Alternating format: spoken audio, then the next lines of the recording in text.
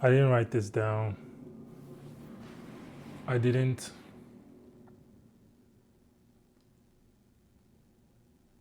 write it down because I've been thinking about this for the past 10 years. 10 years ago was 2015. Now, I've been thinking about it for the past 5 years. The state of art today. Initially, I was confused. The kind of art that was being shown, being promoted. It was more of, I called it trauma art. I don't know if anyone else called it that. But trauma art is artists fantasizing their pain, you know, something dark, something, their trauma. I watched the documentary of Francis Bacon. I think his name is Francis Bacon, the gay painter who painted portraits of people and disfigured their faces.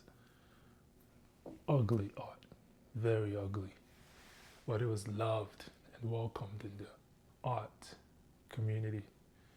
And then Basquiat as well, with the skeletons, the graffiti-esque, same thing, ugly art, but it had this beauty. I also remember hating Picasso because I thought he was a fraud, a con artist. 3 lines, oh yeah, it was done by Picasso. He does cubism, makes really, really terribly ugly work. It's like, oh wow, he's redefining this, redefining that. You go to a museum and someone puts something on the ground or paints a bunch of colors and tells you that it's supposed to mean this. At some points you wonder, did it ever mean that, or are they just playing a joke on you? That was what I was confused about, because it was almost like they play this mind trick with you where they try to see how much they could get away with, getting you to convince yourself about nothing of nothing, because they want to see how much they can manipulate your mind. I don't know, but those work were ugly. Picasso's art is ugly. Basquiat's work is ugly. Who else? Francis Bacon's work, ugly. Lived an ugly life, ugly man, ugly soul, ugly.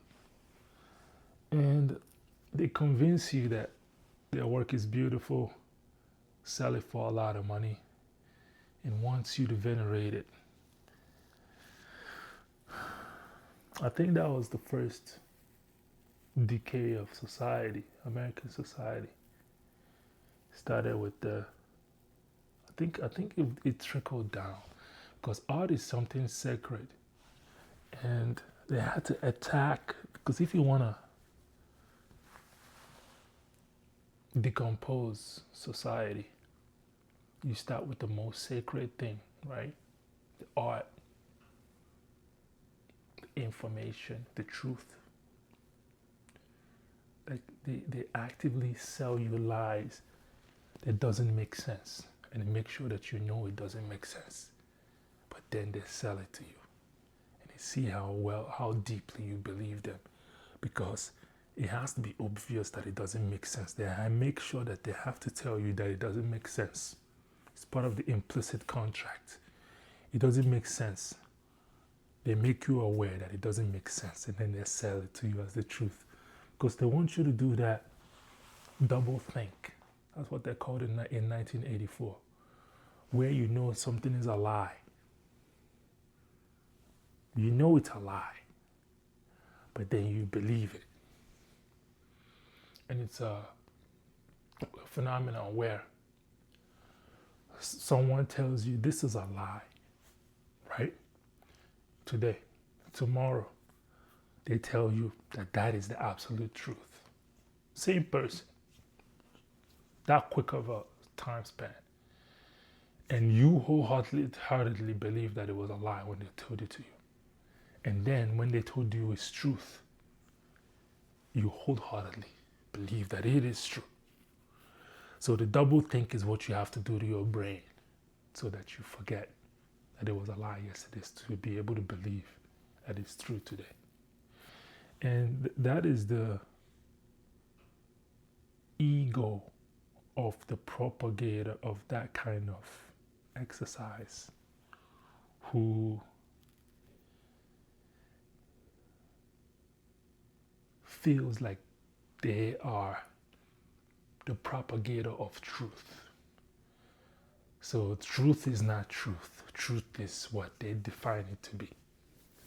And that is what we see that happen in the art realm, where art that is obviously ugly, or art that you feel doesn't mean anything, they say it's subjective.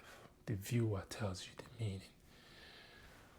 And that has devolved and decayed and transfigured art practice into today. Today, we engage in hawking. Hawking is where I'm using the definition of it, you carrying things around to solicit, buying. Art is supposed to be a matter of fact. Of course, the trope that art is I want to make sure this is still recorded. Yep, still recording. I usually lose memory, so good, it's still recording. I'm losing my chain of thought.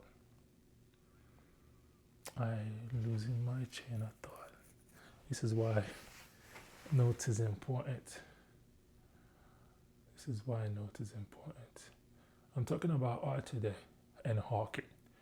And what happens is that art used to be, back in the day, we know the trope that artists are starving artists. Artists don't make much money. And we know that when art had the Renaissance, right? The Renaissance is when Medici family, those merchant family, got really wealthy. That's when we had really good wealthy people around.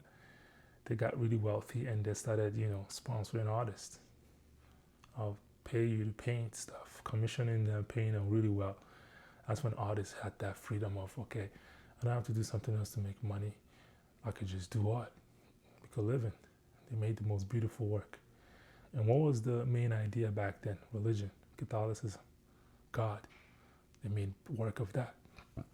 Excuse me. Bad man, as I know. The highest form of beauty that they knew. They created some beautiful work that we all go see now in Rome and whatnot, right? And that was back then. And they were painting their truth. And beauty wasn't subjective then. Beauty was beauty. The beauty of man, creation of God. The beauty of beauty, for things, flowers. No one says, oh, I don't like flower. You may be going through some trauma, whatever. Beautiful bodies, proportional, all the muscles showing, drapes of clothes, symmetry, form, all of that. But now, okay, let me stick to that. That was what happened then. Or you talk about the Baroque art. What's it called? Bromini? That dude, it's phenomenal work.